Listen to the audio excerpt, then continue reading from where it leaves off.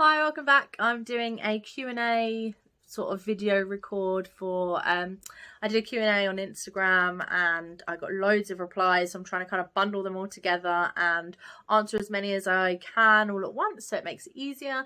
And then I'm going to hopefully do a mass upload and answer everybody's questions all at once.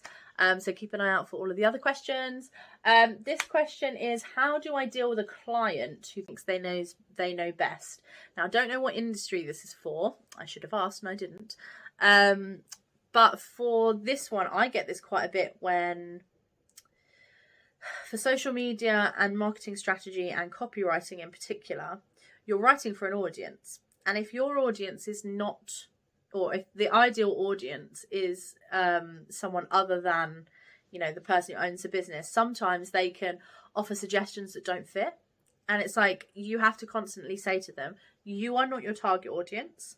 I'm very passionate about this, that you stick to your target audience. And it's your responsibility to say to the client, we are not, as a business, we're not trying to attract people like you. You are not the target audience of this business. And if they are any decent business owner, they will be able to reconcile that and say, right, yeah, you're right. Just because I don't like it doesn't mean that the audience won't like it. Now, obviously you have to keep in line with like business values.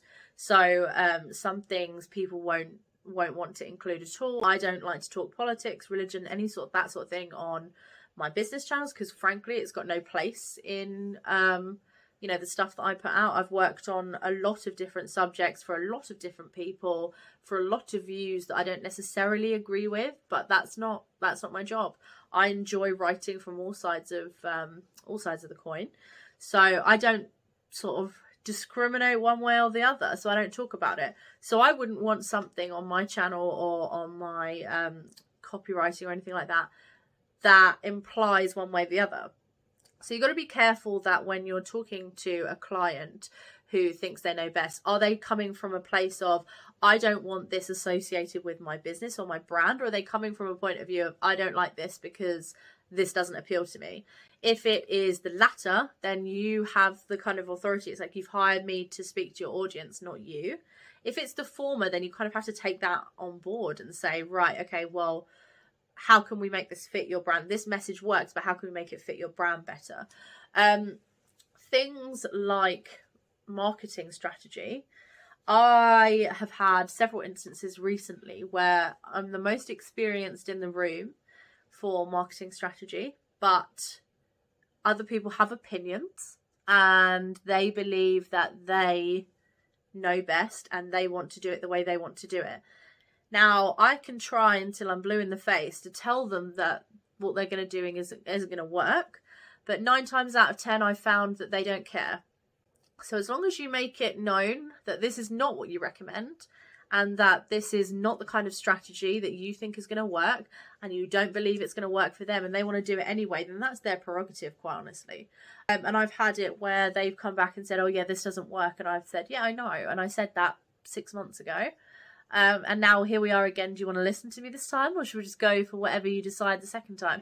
If it's not your business, at the end of the day, that's kind of where your responsibility ends. You have to be able to say to your client, this is not what I recommend you to do. And I don't think this is going to work in my experience. You can use all of your experience and all of your knowledge, but at the end of the day, it's their responsibility whether they want to take it. If they don't want to take the advice, you don't have to force them to take that advice. And then that's a question you need to ask yourself. Are you willing to sit there and continue and to try and make a strategy work that you don't necessarily agree with? Or are you going to just sort of let them go and find someone else? So in answer to your question, what do? You use your experience and your knowledge and you try your best to put all of that experience in their hands and to make the right decision, or what you believe to be the right decision, and then be willing to let them run with what they want to run with if they're going to push it. Because you can't force somebody to do something, because also what you're going to do is, marketing can be swing one way or the other, and we all know this, is that anyone who promises results, like all these videos about what makes a viral this and what makes viral that, like there's that kid, do you remember years ago, who was yodeling in the supermarket that went viral? Like, who would have predicted it? No one, because no one really knows. So unless you're willing to take responsibility for the results, I wouldn't recommend saying you should definitely do this because you should definitely do this, etc., etc. Because then you're taking ownership of if that doesn't work. And if it's something that you can quantify and you can do that, go right ahead. But if not, I wouldn't recommend it, because then you're the one that's going to be responsible for the results. And then you open the door to it being your fault and it being, you know, your responsibility to fix it for free and for everything else. So that is how I would deal with a client who thinks they know best. I've had many of them in my time already. So yeah, you just got to kind of take it all with a pinch of salt. I hope it's been helpful.